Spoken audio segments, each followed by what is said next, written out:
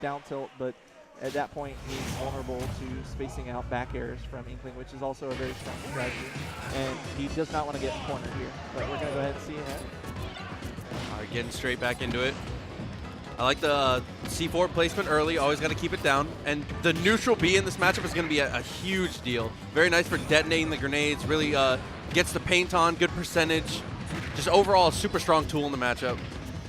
Now, I will say Dyer is putting some of his inexperience into the matchup apparent, because usually when you get low percent grenade combos, what you're going to see is Inklings go for more short hop aerials to try and keep Snake nearby so that you can space around them like so.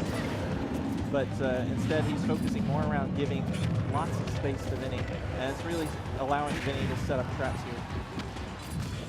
Yeah, so far not the best management of the items. He's not getting all the looks he wants.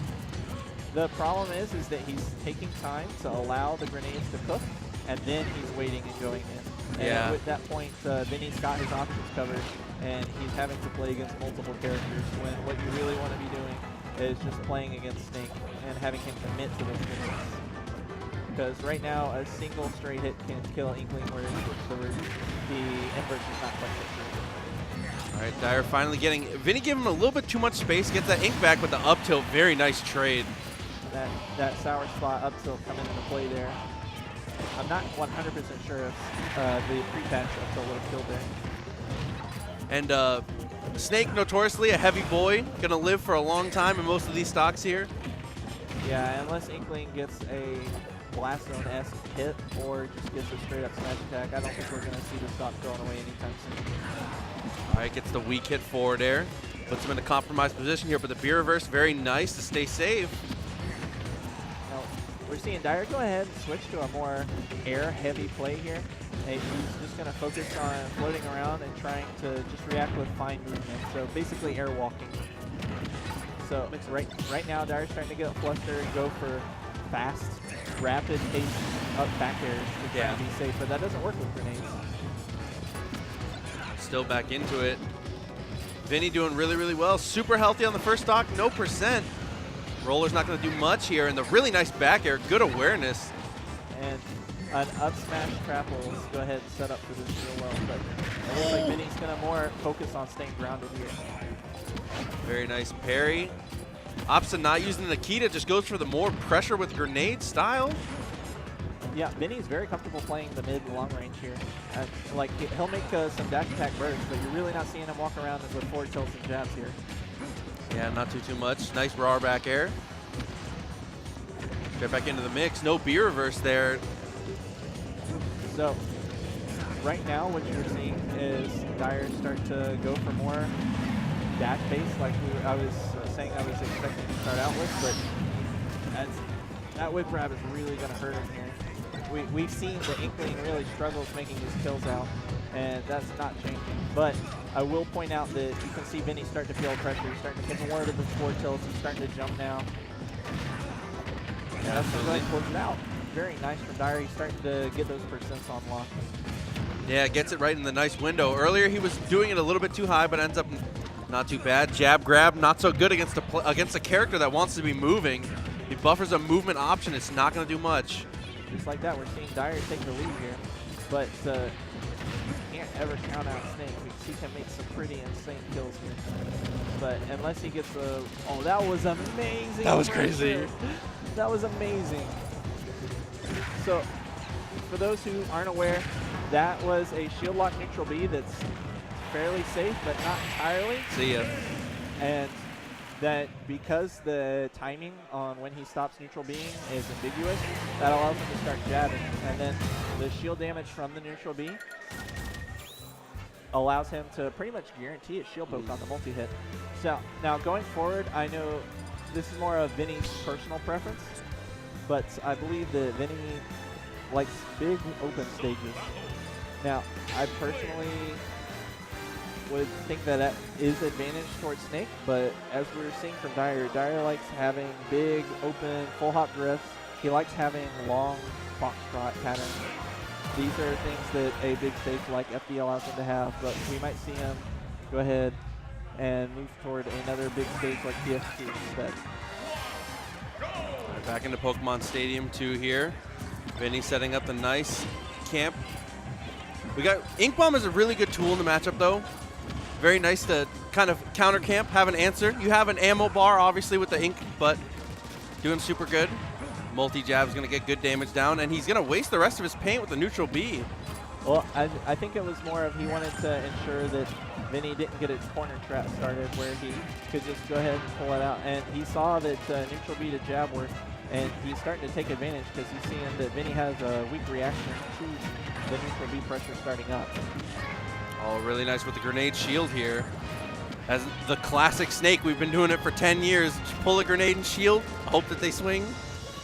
Yeah, and I will point out that Vinny keeps putting down C4s, hoping the Dire will run into it, but he is not falling for any baits. When he sees that C4 on the ground, he decides to stick it out. Yeah, absolutely. In the first game, he had a little bit of a problem. Ooh, wow, watch your shield. That was a nasty shield trap. But ooh, nice combo, too. We're seeing Dire get down his Booyah kill confirms here, and that's just something that he struggled with at the start of game 1, but that you can see him get down. And he's going to try and control that percent and just play the camp game and start getting in chip now. Like, he's not going for combos off of back air. He doesn't want to confirm. He just wants to play safe and not get hit by that up tilt. He's doing an amazing job also of, he's caught on to that. Vinny is spot dodging right now. Let's keep it 100. He is absolutely, every time he's getting something on shield, he's using that spot dodge to try and get some, try and get the space. But when he gets that in back air and then jumps again, if you spot dodge, you're just giving him a free aerial at that point. Yeah, and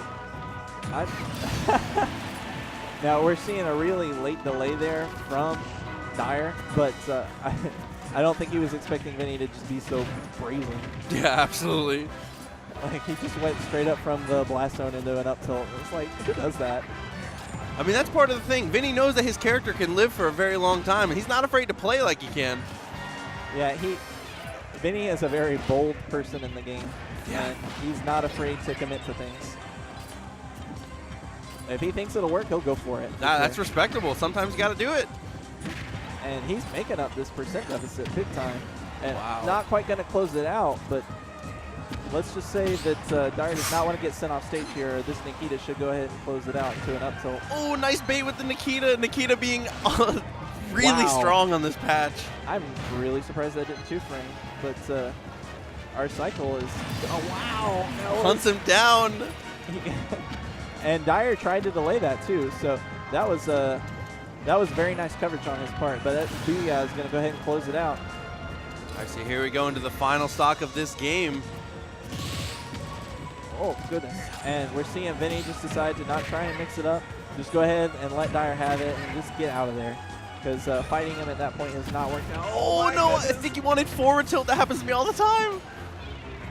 I mean, going for miscellaneous roll reads for game winners, not the least Vinny thing I've ever heard of. Just Vinny things, yeah. Makes sense. All right, so Vinny back into it, misses the tech. Ends up okay, though. And again, the neutral B into the multi-jab, super strong. Goodness. Vinny's still hoping for that dash into C4, but Dire's just not having it. If he sees the C4 drop, he's out of there. Yeah, absolutely. In the first game, he was having a big problem with running into it in the first couple stocks, but the adjustment's fantastic. He was like, all right, I'm not getting hit by anymore. It's over. Oh, that's going to go ahead and close it out. Wow. 1-1. Now, one adjustment I'm not sure if Vinny has noticed this yet, but the Booyah confirm is not, I won't say that it's small, but because of the variables that make it larger, that means when you get to the upper percents and you know that you reach that 130-ish area, when Dire's going to start looking for the Booyah because he can just get some pummels to up the damage if he needs it, then at that point, that's when you can start pulling out grenades and damaging yourself, because a single grenade is going to lose you some percent, but it's going to take away the predominant kill confirm that we're seeing from Dire. Dire has not been getting a lot of kill confirms outside of making significant reads and going for the preeminent booyah setups. Yeah. So if he can get rid of those booyahs, then it's going to really shut down a lot of Dyer's game here. One major thing that I've noticed from Dyer is that a lot of the times, a lot of the things that we pegged Dyer on when it came to him coming to Tampa and playing in these tournaments is we noticed that he was very roller happy. And it was working a lot, but you can see that he's definitely moved away from that style for the most part, which makes a lot of sense. The adaptation of players getting more used to the game and getting more used to how to punish this move. That's a combination of a couple different things. The early Smash 4 meta, which most of Tampa's Ultimate is coming from, is Smash 4. Then you see those people conditioned to roll to escape pressure. So a lot of the times when he would start getting some momentum going, people would start rolling. Yeah. Instead, what we're seeing more of from that point when people started realizing Ultimate's a different game is people started recognizing how powerful spot dodge is. So you're able to catch both that transitional period where people are switching from rolling to spot dodging and jumping, and you're also able to get in those people who are still rolling. That's not quite going to do it. I think he was expecting the paint modifier to come through there. Wow, really nice read on the... Oh, wow! Super good offstage play. Super great read on the air dodge. Really nice reaction afterwards. That was just good, clean, basic edge guarding there. Yeah, absolutely. That was textbook. And right now we're back to the position where when Dyer gets that stock lead ease, they're going to start putting out lots of jumps, just floating around, waiting for Baron. And that's going to be some big damage right here. Take that back. I thought Snake had a grenade in hand that was going to combo into another aerial. My bad. And Vinny's doing a really good job of putting Dyer off of this back air pressure when he's going for it and just going for safe spacing. Then he'll start putting out grenades, and then Dyer starts hesitating before he back airs, and then can just run up and up tilt. Definitely makes sense. He's bracking on the damage really well, but a little bit behind in this game so far. Let's see how he gets off the ledge. Super good reaction from Dyer, and not quite. Very close. Yeah, we're seeing Dyer struggle a little bit with the paint modification on the booyah percents, but this will close it out. Yeah, really nice one-hit up air on the jump. Very strong. I'm not sure if that was actually true, but I don't think Vinny is air dodging because he doesn't want to get caught scared. Yeah, absolutely. He's definitely a reactionary base player. Like, he'll make reads, but he prefers to see things coming and then make decisions. Definitely makes sense. And but those trades with the ink is just going to be catastrophic damage. And if he gets caught right now, he's going to die. Absolutely. In the short time we were talking, just all of a sudden we're at 128 here.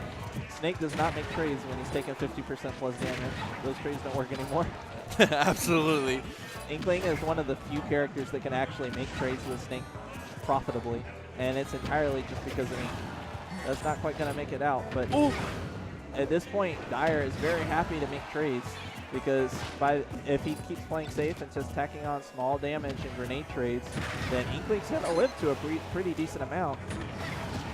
And once he gets up there, all he has to do is just go ahead and get a nice back throw percent after he responds.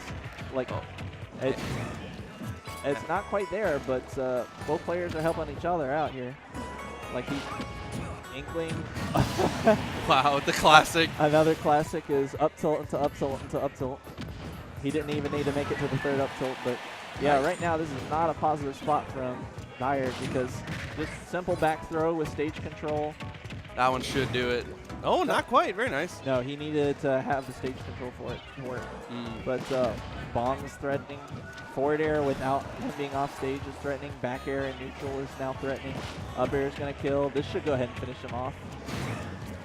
Oh, not quite. Gets him with a 2. Now, one weakness to Inkling's kill potential in these situations is that there aren't really any mix-ups. There's no, well, if you DI forward throw, you're going to make it. Yeah. So it's just a matter of whether or not Vinny could make anything safe happen. Or, sorry, anything big happen. Like, he needed a forward smash, a Hail Mary of some sort. No, it makes a lot of sense.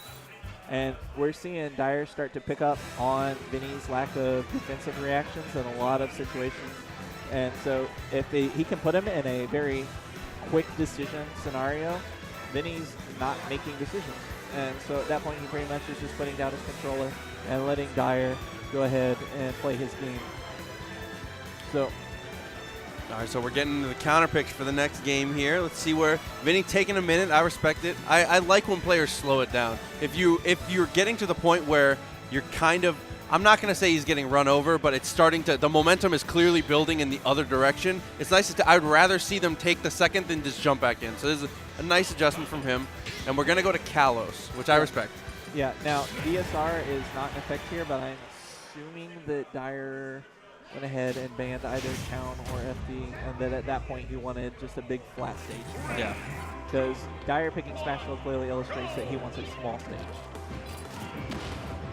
So here we go straight into it. Nice with the cooked grenades.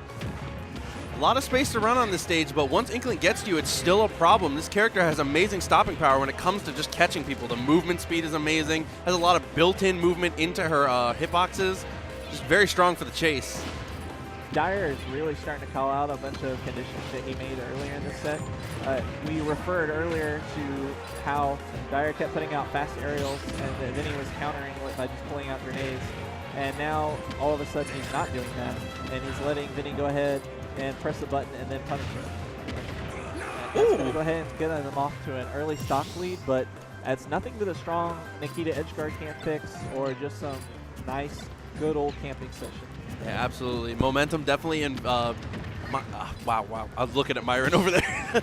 Definitely in Dyer's favor here, but Vinny doing a nice job. Backer's going to put some good percent on, though, and we're going to get back to that platform. I respect it.